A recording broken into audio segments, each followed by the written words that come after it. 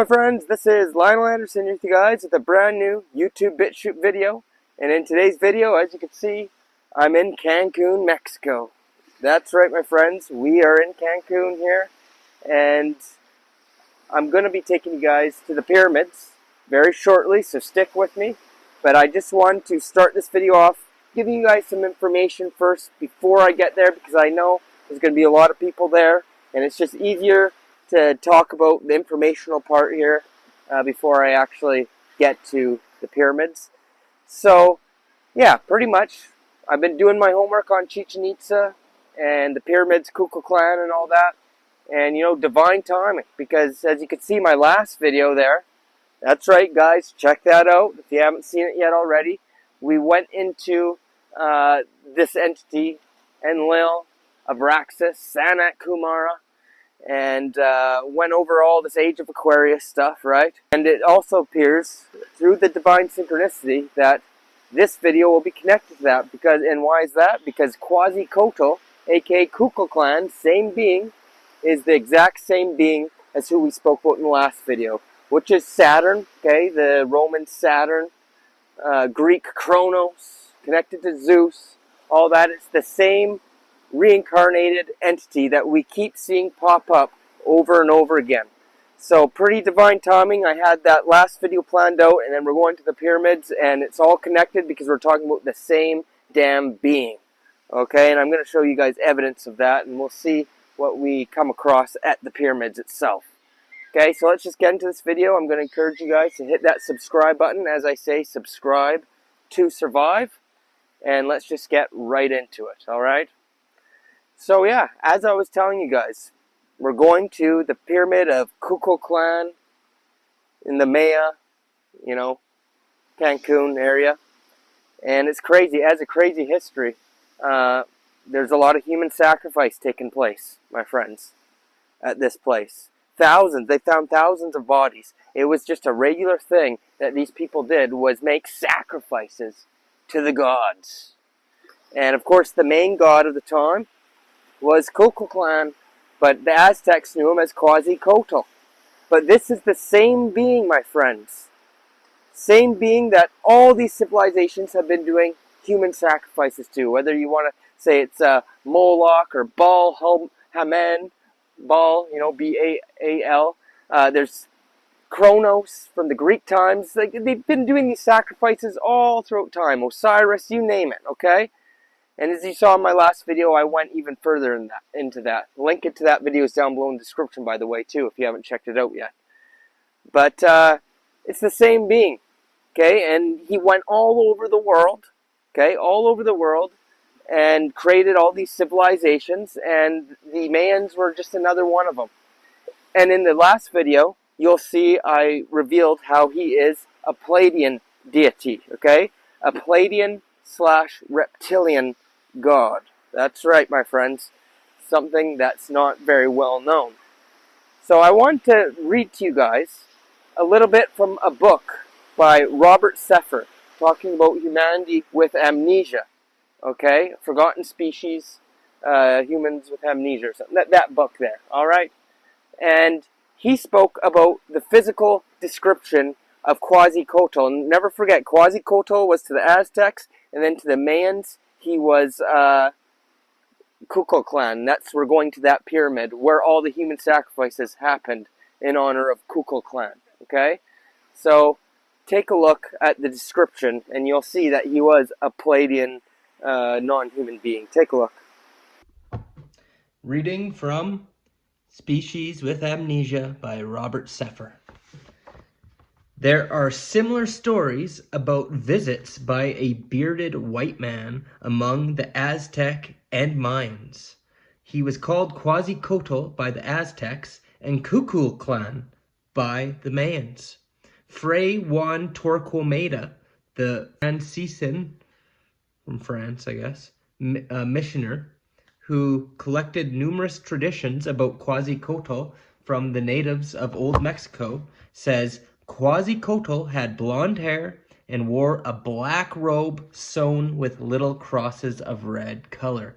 Interesting, because black robes are associated with Saturn.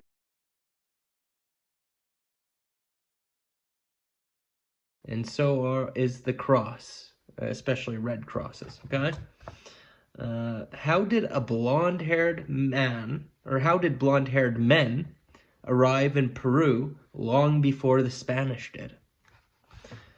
Credo Mutwa, the 94-year-old Zulu shaman, or Sanusi, in South Africa, which he's done interviews with David Icke and exposes the reptilian agenda big time in reptilians.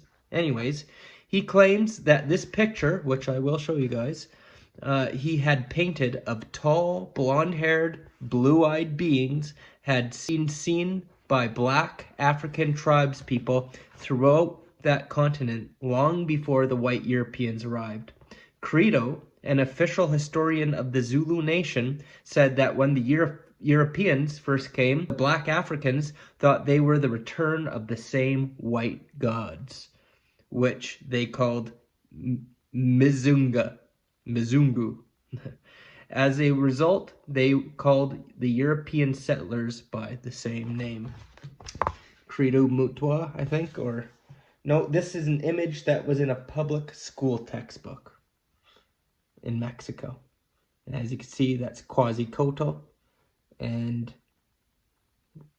very tall, Palladian-like, white god, as they called them. ENLIL, Sanat Kumara, Abraxas, whatever you want to call him, that's him right there. There you go, my friend. So he was known, even by the Mexicans there, to be tall, bearded, white, blue eyes. And he wasn't just like a European, typical European. He was like a giant, okay? This matches the description of the gods. And these were a negative faction of Pleiadians. That's right, there is a negative faction of Pleiadian beings, my friends. All right? Now, you guys take a look at the royal family that we have today, right? And King Charles, Queen Elizabeth, and all these very high up people. Well, they all have the same genetics. They're all in the same bloodline, okay? And they all have Pleiadian genetics. They all have blue eyes, okay? But another thing about them is they are all been known to be reptilian shape shifters, okay? Well, this was the same thing that was going on with Quetzalcoatl, okay? What you saw in my last video, I said he is in a Pleiadian avatar, but he's also inhabited, this Enlil, right, by this reptilian shapeshifter, okay? So they're shapeshifters, they shapeshift. But it's very interesting, because I did learn in doing my research that this pyramid of Kukulkan, it is connected to the Pleiades, all in alignment with the Pleiades, so I found that very interesting. But it's also connected with the Serpent as well, because Quetzalcoatl was known as a serpent, a feathered serpent, Kukulkan, a feathered serpent, see? That's right, so he was known as both. There's depictions of him as a big, tall human with blonde hair, blue eyes, but then many people depicted him as a serpent, and so much so that there's a big phenomenon that happens at the pyramids every year at the equinox, and it sucks because it's happening a week from now, okay? Like, I'm here in Mexico right now. It's like September 11th right now as I'm recording this video. I know I'm releasing it later, but I'm leaving on the 14th, so I'm not going to be able to see this phenomenon. But at the equinox, the way the sun hits the pyramid, it forms like a snake going down the stairs, all right? And they say that it's Kukulkan, okay? So I wanted to show you a couple videos on that. Take a look. Twice a year, an ancient marvel unfolds at Chichen Itza. Thousands of people gather to witness a breathtaking spectacle. As the sun sets, a serpent of light slithers down the steps of El Castillo, the temple of Kukulkan. This phenomenon is no coincidence. The Maya designed this pyramid with astonishing precision, aligning it with the sun to create this illusion, symbolizing the return of Kukulkan, the feathered serpent god.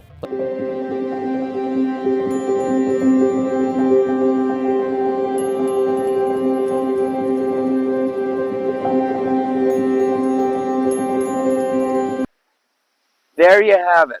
So as you can see, There's so much serpent symbolism that's going on, and I understand there's deeper esoteric meanings and whatnot behind it too.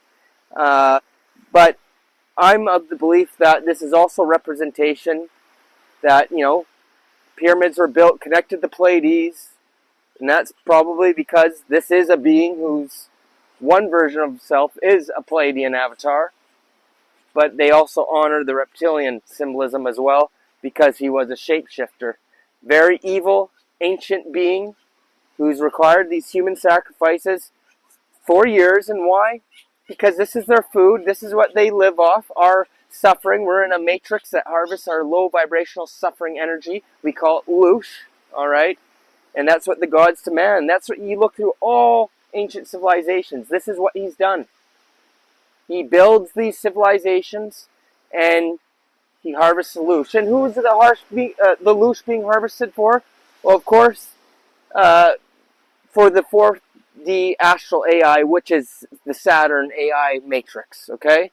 And of course, Quasikoto, Kukulkan, ENLIL, whatever you want to call him, Kronos, he is a physical manifestation of this horrible AI force, or an agent of this main AI demiurge force, but he's always showed up in this physical form to pretty much control humanity and harvest this Loosh for the demiurge himself, and also for these shape-shifting reptilians. They feed off this suffering energy. So that's why you see so much human sacrifice and whatnot, okay, at all these ancient sites. They also build these pyramids on energy ley lines, okay, the energy points of the world, which is high vibrational energy. They do the sacrifices to lower the energy grid of the earth, okay? So that's another reason why they do it. So enough of me yapping. Let's just take you guys to the pyramids now, shall we? And see what we find there. So we're leaving in the morning, and I'm excited to see everything, and we'll expose things further once we get there. All right, my friends? So let's just get right into it. Let's head on down to Chichen Itza and take a look at these damn pyramids. Wish me luck, my friends. I gotta divinely protect myself. I know there may be some negative energies or maybe even negative entities there. So I'm not worried. I know how to protect myself spiritually. So we'll see what we can find. Hello, my friends. So here we are at the Kukulkan pyramid here in Chichen Itza. So it's pretty cool to see in person. It's very astronomical object here. So they said the stairs go up 365 steps, and then as you can see, there's steps on the side too, which symbolize the months, and then it goes around all four sides, so it makes a calendar. And it's, of course, it's all connected to the stars. So it's a very cool object.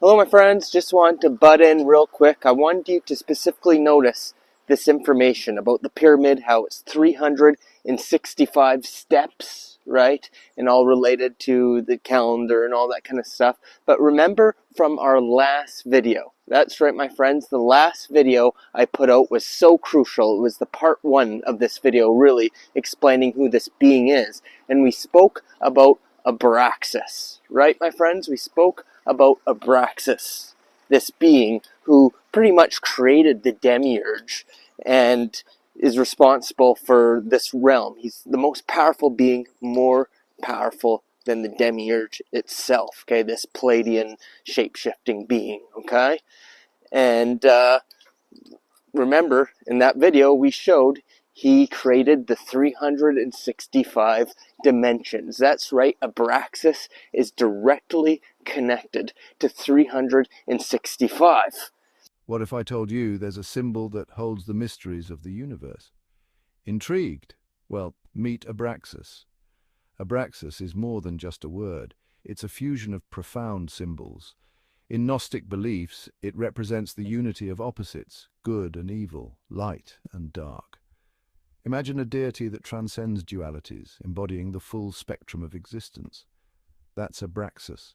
Originating in the early centuries of the Common Era, Abraxas was revered as a powerful entity, sometimes depicted with a rooster's head, a man's body, and serpents for legs. Sounds bizarre, right? But each element has deep symbolic meaning. The rooster signifies awakening and vigilance, the human body embodies divine knowledge, and the serpent symbolize the dual forces of nature. In Gnosticism, Abraxas isn't just a deity, it's a cosmic principle. The very name Abraxas was believed to hold magical properties. In fact, its letters add up to 365 in Greek numerology, representing the days of the year and the entirety of time. And then, with the temple of Kukulkan, and this being named Kukulkan, or the Aztecs called him Quetzalcoatl, of course he was known as the feathered serpent, right? Well, what was the symbol of Abraxas? Rooster head, feathered serpent, with, of course, the serpent legs. It's the feathered serpent, my friends. Quetzalcoatl, Kukulkan, who this pyramid was built to, is the feathered serpent, Abraxas, who's also possessed by ENLIL, Saturn, just that ancient entity that we spoke about in the first video. That's why it's crucial you watch the first video to learn more. Of course, the link is down below in the description. Back to the video. I do feel some energy ley lines here and whatnot. And I know what people are probably thinking, you know, this is the one for Saturn. This is the dedication to Saturn because it is the Kukulkan. That is Quetzalcoatl that we talked about earlier in the video. All right. Now, I thought the sacrifices were happening here, and I guess they weren't. So I want to take you guys to where they were doing the human sacrifices. This was more so just for like a calendar. All right. This object is a calendar itself. But where we're going to take you is over here. All right. And over there is where the human sacrifices to the gods took place. So I want to show you guys that. But before we do, I just want to show you a little bit more here. Get you guys up closer. Now you'll see the serpent symbolism everywhere. And I guess when the eclipse happens, you'll see on the side, as I showed you in the video before, is where you see the serpent. Hold on, my friends. And of course you got the serpent's head right there at the very bottom. And then it goes up the building, or up the pyramid, when the eclipse happens. And that's when they say Kukulkan, the god, comes. Alright? So that's happening in about a week from now. And this place is going to be loaded with people. But yeah, a lot of history here, my friends. A lot of history, a lot of dark history. A lot of sacrifices for these bloodthirsty gods. So let's take it to where the sacrifice area is. Alright? Alright, and before we go over to the sacrifice area, this platform over here represents Venus. Alright? Because Venus was in the sky as well, included with the astrology of the place. So they paid honor to the gods through this platform as well. And as you can see, of course, there's the serpents all around it. Serpent heads. Alright, so now let's go to the sacrifice center. Alright, we got another platform here. Not sure if that was connected to Venus as well. More ritual stuff. Our tour guide said over here, this site here was an honor to the gods of the underworld as well. So he says not only the gods of the sky, but the gods of the underworld. And as you can see, they got skulls all over the place. Now, never forget, these beings live underground now, right? These Anunnaki, negative Pleiadians, native reptilian beings, a lot of them come from underground, okay? So that's why they honor the gods of the underworld as well. Alright, we're getting to the sacrifice center here. Alright friends, Lionel here, and this is where all the sacrifices took place, alright?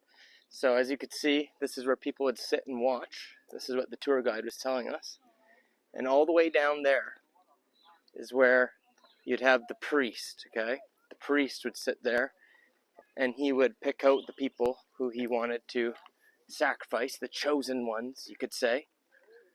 He would give the call, and then where would the sacrifice happen? Well, sacrifice would take place where those rings are there, those circular rings. They would do it right in the middle, my friends. Okay? So our tour guide was telling us that the reason they did these things, it wasn't because they hated the people that they're sacrificing or anything, but it's because the gods demanded sacrifice, because if they didn't get it, they would die. Okay? So it was to keep the gods alive. This is what our tour guide said. Okay? And of course, how did they do it? They would chop off the head. All right? Chop off the head, and he says the blood splattering was the tribute to the gods that the gods required. They needed the splattering of the head getting chopped off. So it would happen right in the middle there, right where those people are standing.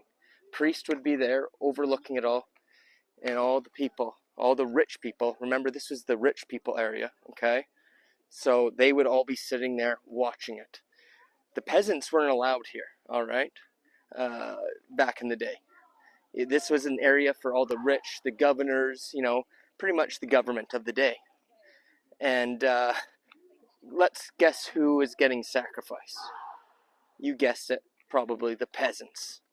So at the end of the day, we had an elite class and a lower class as well, right? And they would sacrifice, obviously, the peasants. They're not going to sacrifice themselves. So there you go. Of course, we have the serpents all over the place here as well. On the sides of the buildings, on the carvings of the stones here, you'll see there is the warriors there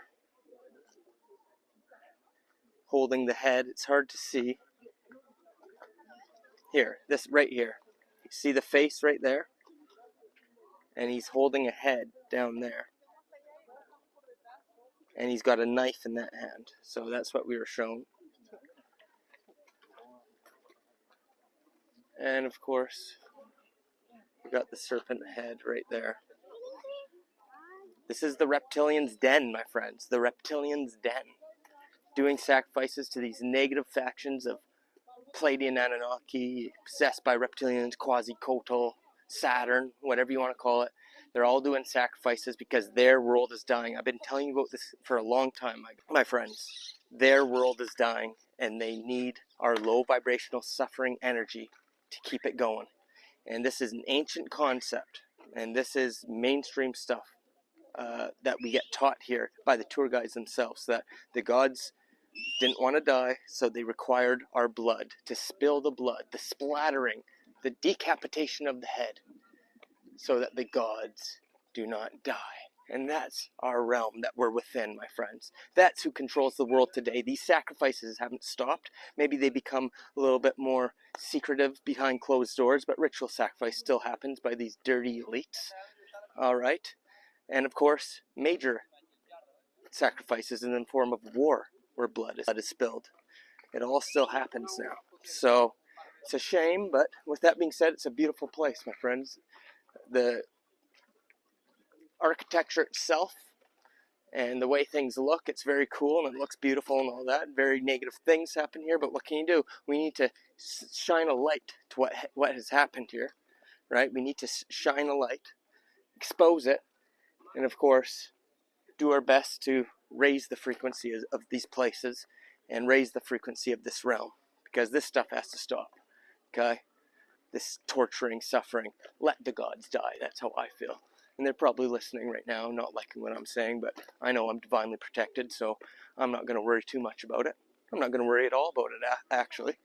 But, yeah, it is what it is. So let's see what else we can find here, my friends. I'll show you some more things. Alright, my friends, so here we have where they extracted the hearts, I guess. I don't know if they had sacrificed a person, just ripped their heart out, or after they chopped their heads off, maybe they would chop out the heart. Estilo Chichen Itza. So There you go, all in honor to the feathered serpent, right? This is where it all took place. Crazy stuff. Let's see, it looks like a little smaller pyramid over here.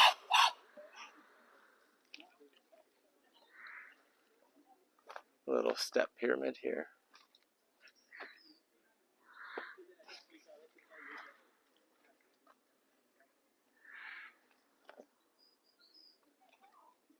That's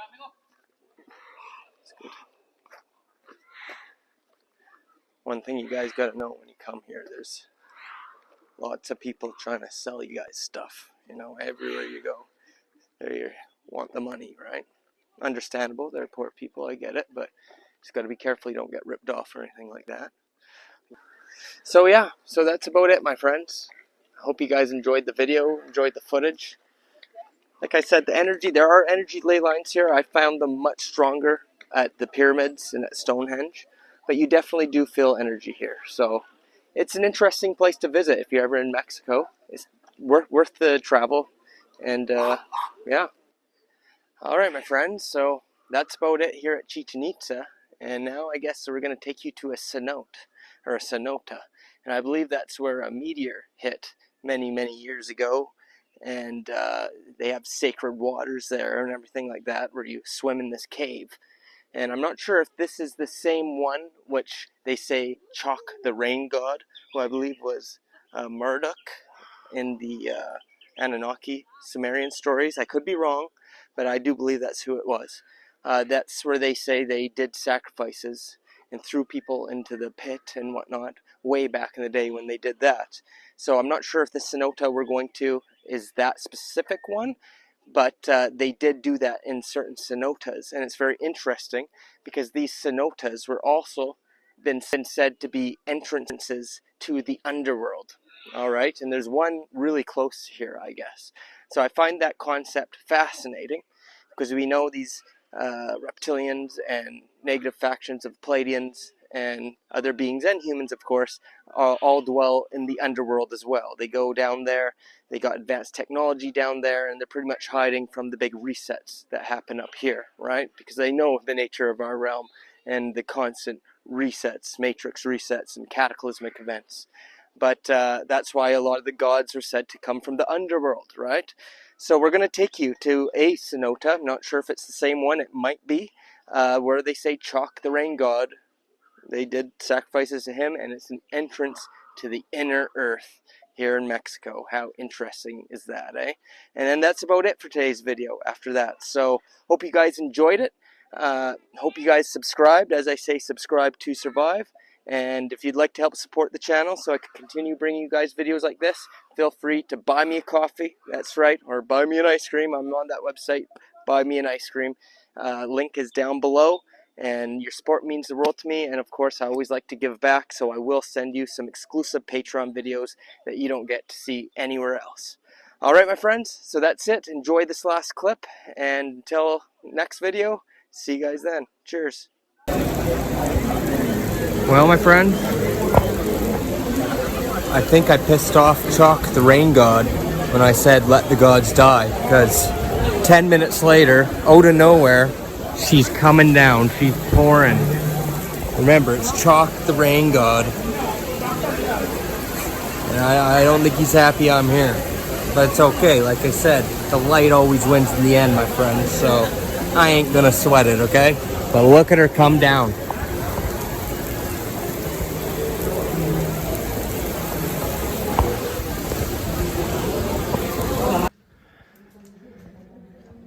So this is the cenote, my friends. I'm not sure if this is the same one, but I do know one by Chichen Itza was where they did the sacrifices and threw the bodies down there to the rain god Chalk. So I'm not sure if that's the one we just swam in, but just thought I would show you guys that. Very cool. It's supposed to be healing waters. Not sure if there's an energy ley line here. I didn't feel it, but very cool place to experience anyways. Hey friends, I just had one last thing to end this video on. I just wanted to speak on, this whole concept, they're harvesting humanity, whatnot. And obviously you saw everything I just presented in the video.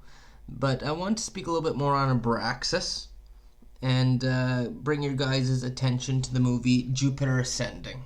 Okay? So in the movie Jupiter Ascending, which was made by those Matrix boys, or the guys who made Matrix, I should say. But in that movie, they showed Abraxas in that movie. We spoke about that in my last video that I've been telling you guys to check out. But yeah, the Abraxas family was in that video, and they were harvesting humanity. Just like what we're talking about in today's video. And one of the reasons they were harvesting humans, if you guys watch that movie, it's a must-watch movie. The Abraxas family, they own all these different realms that are Earth-like, okay? And it shows the simulations in the movie, and they tell the character in it that they're harvesting humans for time, okay? And very interesting, because time is associated with Saturn, right? Saturn is the god of time. But they want time from humans, as in the humans also harvesting their energy extends their lifespans. You'll see in the movie, the one lady, she says, I think she was a female member of the Abraxas family in the movie, but I think she said she was thousands of years old, but she looks super young. Why? Because she's bathing in humanity's energy, which is making her younger. So I just want to point out that's another reason why these beings harvest us. Yes, because they're dying and it extends their lives, and it's anti-aging for them. How many times do you hear about elites drinking blood, baby's blood or whatnot, stuff like that, all to extend their lives, like vampires, right? Vampires need to drink the blood so they don't die. That's where all this folklore comes from, my friends. They're feeding off us humans. And not only that, these beings are very sick, they're addicted to us human energy, okay? I want to show you guys a video by the late researcher Max Spears talking about this topic. Take a look. Because they're like sadness, fear, trauma. The energy is called Loosh. The topic of addictions of the reptilians. Humans have some addictions like alcohol, drugs, sugar. Reptilians have different Are addicted to fear. addictions. Yeah, Right. addiction to torture, Yes. to this energy. So Right. please explain. Putting a human being to a low vibrational state by creating a circumstance in their life puts them into a depressive state, would then give off an energy they like, because they like sadness, fear, trauma, and especially tears. So somebody, with their head in their hands crying, the energy is called Loosh, and it's very, very high-powered energy. For them, very, very, very. They would somehow calculate an event, even in dream. I mean, I've had dreams where I've been crying in a dream, and I know that the 4D, it's been mixed. So they're addicted to doing that. They're also addicted to the chrome, which is in the blood, which when you bring a human being to the highest state of fear that it can be in, the most extreme state of fear, a chemical is run through the body. It's not a nice topic, but blood is then got from them at that point. That chemical is inside the blood. Yes. So you take that, if that is consumed, the high is the highest high that you can get. So that is sold on the black market. Satanists sell it. that's why they do those rituals. Yes, it's one of the reasons. Yeah. There you go. So he's clearly showing how these beings, they are addicted to our suffering energy, our Loosh. Okay? There's that whole topic of adreno, the chrome. Very messed up stuff. Now, obviously, I don't want to get too deep into the details. He kind of explained it there, but let's just put it this way. These beings like to torture us humans. They like to torture the little ones, unfortunately. And not just violent, physical, sacrificial ways, but horrible sexual ways and all sorts of traumatic ways. The most disgusting things that you can't even imagine how evil and disgusting it gets. Just listen to whistleblowers like that Kathy O'Brien or what's the other one? Arizona Wilder or something that David Icke did the interviews with, right? It's just absolutely horrific what some of these people who are victims of satanic ritual abuse and stuff have said that they've went through. Okay? This realm is sick. And why? Because it's ran by a very evil inverted consciousness, which is this interdimensional 4D astral AI, and the demons who have created it or who are servants to it. So that's these negative factions of Palladian beings. Of course, the negative faction, there are good ones. I don't want you guys to think it's all bad. No. But then, of course, we got the negative reptilians and many other beings, insectoids and mantis or whatever, negative greys, and it just goes on. Demonic interdimensional entities, like the whole concept of the good force and the bad force, or the light and dark. It's very real. We are within a spiritual battle, spiritual realm, spiritual war, I should say. And this realm here is pretty much a dimension of hell where they're looshing off beings who are of source. And it's just absolutely sickening how bad it truly is. And most people are just oblivious to it. They just keep coming. They keep going, oh, I want kids. I want to keep producing kids. And all that's doing, more people produce and repopulate the earth and whatnot. It's just more harvesting. People have no idea what this realm is. They wonder why there's so much shit going on in our realm. How come there's always war? If you look back thousands of years, there's always some kind of war going on, right? There's just non-stop war. How come? Just one after another. Why is this? So much death, suffering, and people, oh yeah, they just have accepted this is just how it is. But they don't realize it's like this for a reason. Mass energy harvesting, as we all showed you guys throughout this video. So I know a lot of people are probably feeling really hopeless right now and defeated. I know that feeling, because when you do research into just how bad and sick these beings are, you could feel like, oh, I don't want to be in this realm anymore. This place is hell. And Lionel, is there a solution? Is there any hope at the end of the day? What can we do? Because I don't like this place. And you know what? That's a whole nother topic. So I have decided that my next video, maybe not the very next one, but maybe the second one, because I got a very important video update with the digital ID stuff that I want to make first. But the video after that, my friends, will be specifically on solutions, okay?